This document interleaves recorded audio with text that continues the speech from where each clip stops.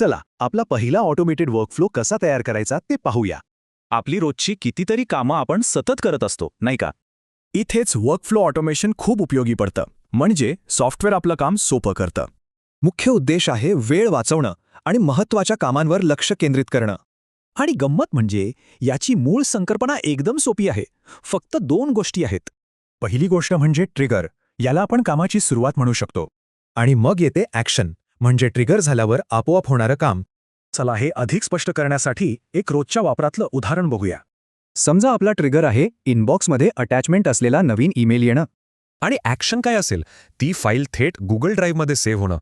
म्हणजे बघा, हाताने करायचं काम आणि आपोआप होणारं काम ह्यात किती फरक आहे. आणि हे सगळं लगेच होतं. त्यासाठी कोणतंही कोडिंग करायची गरज नाही.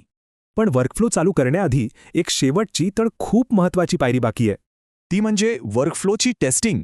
हो, नेहमी आपला वर्कफ्लो तपासून बघा. यामुळे खात्री होते की सगळं व्यवस्थित काम करतंय खरं काम सुरू होण्याआधी. हे एक साधं कौशल्य वाटेल, पण MSCIT शिकणाऱ्यांसाठी हे करिअरमध्ये खूप महत्त्वाचं आहे. यामुळे कामाची उत्पादकता वाढते आणि बिझनेस IT क्षेत्रातही याची खूप मागणी आहे. थोडक्यात काय, तर ऑटोमेशन हे आजच्या काळात यशस्वी होण्यासाठी खूप महत्त्वाचं आहे. तर मग असं कोणतं काम आहे जे सगळ्यात आधी ऑटोमेट करायला आवडेल?